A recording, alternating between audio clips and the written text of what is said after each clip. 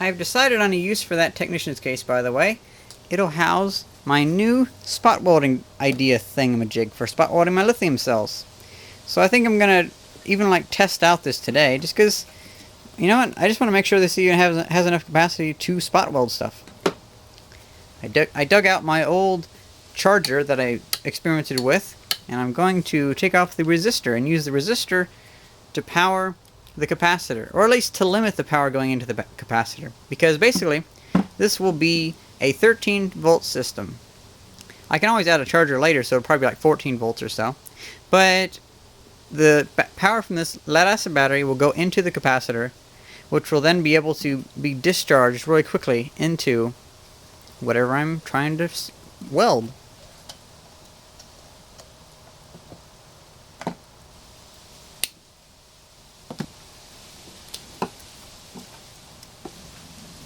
One ohm.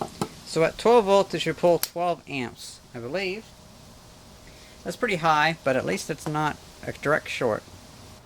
So I think I'll just tap this to get the voltage up. Oh, look at that. And there we go. 12.9 volts. It's nice that it actually has the readout on there. I like that a lot.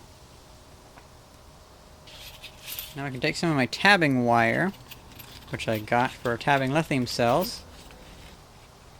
I'll cut it. Oh, that's pretty thin. I don't know if this is gonna work as good as I thought. This stuff cuts pretty easily. I don't know.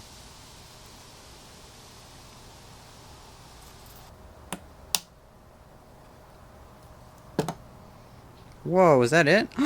Whoa! That was nothing.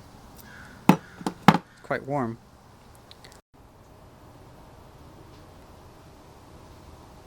Oh, look at that. You can even see where they melted.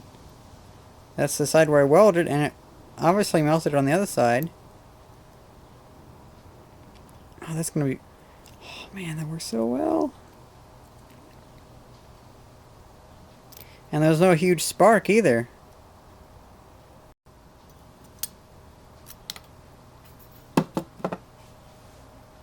That did pop off pretty easily with that, so I'll probably want to see about adding some more capacity. These capacitors are made for car stereos, and I think you can get them for only 25 bucks a piece, so I might just get another one and run it in parallel, have twice the power.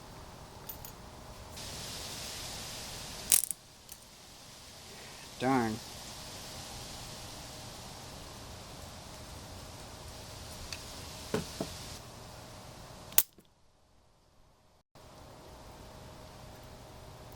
I think what I'll need to do is I'll need to make sure I have a good connection.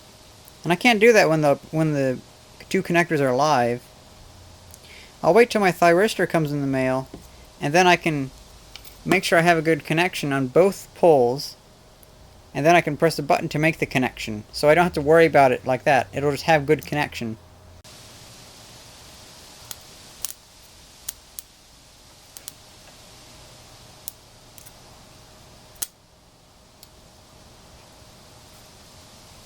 So I'm always thinking about things to get rid of, to make room for more stuff. And I think I found a few more things that I just don't need to keep.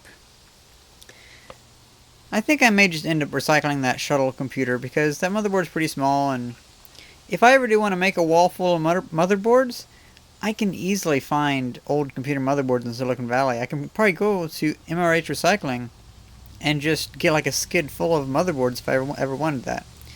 And those old laptops, I may just end up recycling them too, because they don't work. I feel bad for getting rid of them, but I might just take them up there, because I know I'm never going to get them to work. I have more than enough laptops from the 1990s than I'll ever need back in Illinois. And the last thing that I've been thinking about getting rid of is my monitor.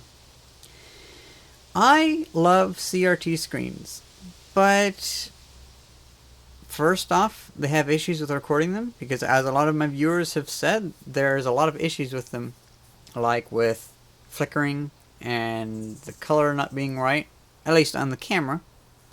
But also, I've noticed that, well, first off, I don't actually know what the screen resolution of this is, because I put it to what the monitor was designed for, and it looks a bit skewed, so I have it set to a little lower resolution, and I discovered this monitor's image is actually warped. The pixels in the middle are wider than the pixels on the side, so if I have an image of 3 spheres, the spheres on the outside will be almost spherical, but the one in the middle will be squished, or whatever.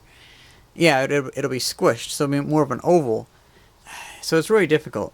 And then I discovered that down in Cupertino, they have a Goodwill store with quite a few old LCD screens for old computer monitors for like $18 a piece.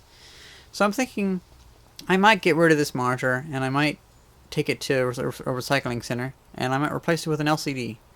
That'd also free up some desk space too.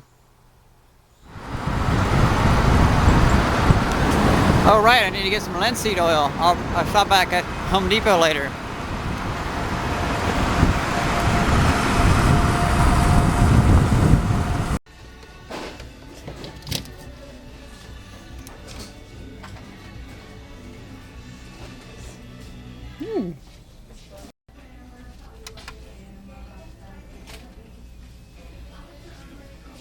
Ooh.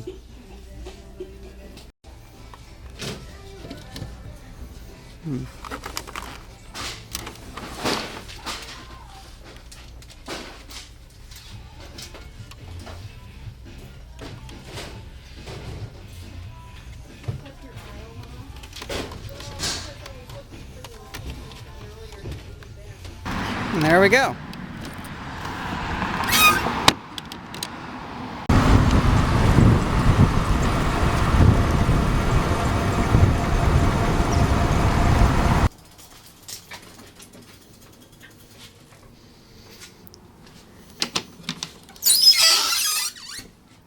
So this monitor is natively accepting 1280 by 7 or 1280 by 1024 pixels. That's actually exactly what I'm running on that computer right now, I think. So let's plug it in and see how it does.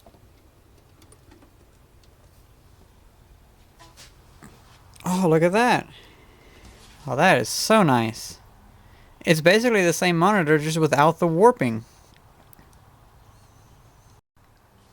Here we're going to do a test.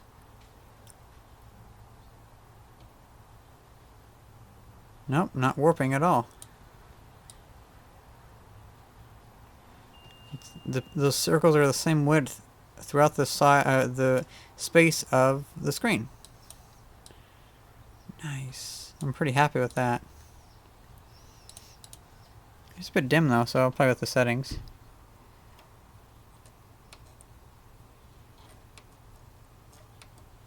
Okay, so text, movie, gaming. I like photo actually. Photo seems very clear. Now with this, I think I'm going to go to the screen resolution. It's at 1280 by 1024. Advanced settings. Monitor, and we'll change to 75 Hz. Just increase the refresh rate. That does add slight lines in the video recording. Let's try back to 60.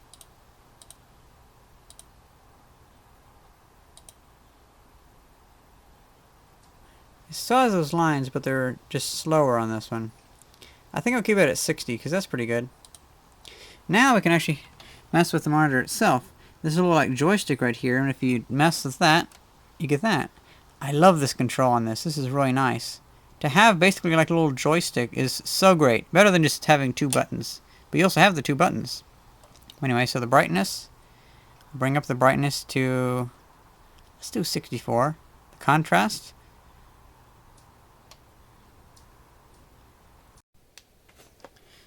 So I'm calibrating the colors and the contrast and the stuff like that. And I discovered that you can actually change the brightness of the front LED.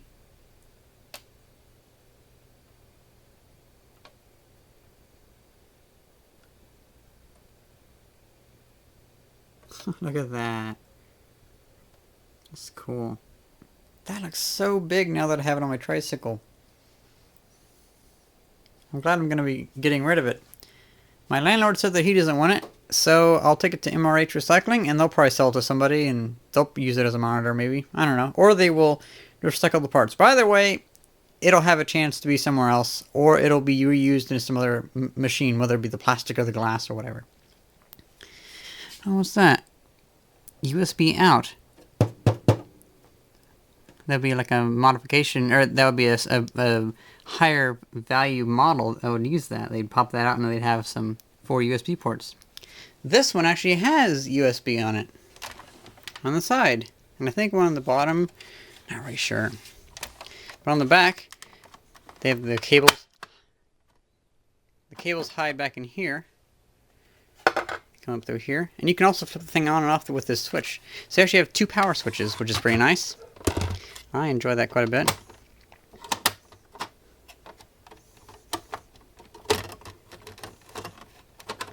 These cables get kind of in the way. Oh, look at that. 2 more back here. We have DVI, VGA, USB, and the power input. This is an NEC Multisync 70GX2. If they had another one, I'd probably get it. And I might run back and get that other one that has the dot on it, but I only need 1 monitor for now. Oh, look, it's actually on a Lazy Susan. That is nice.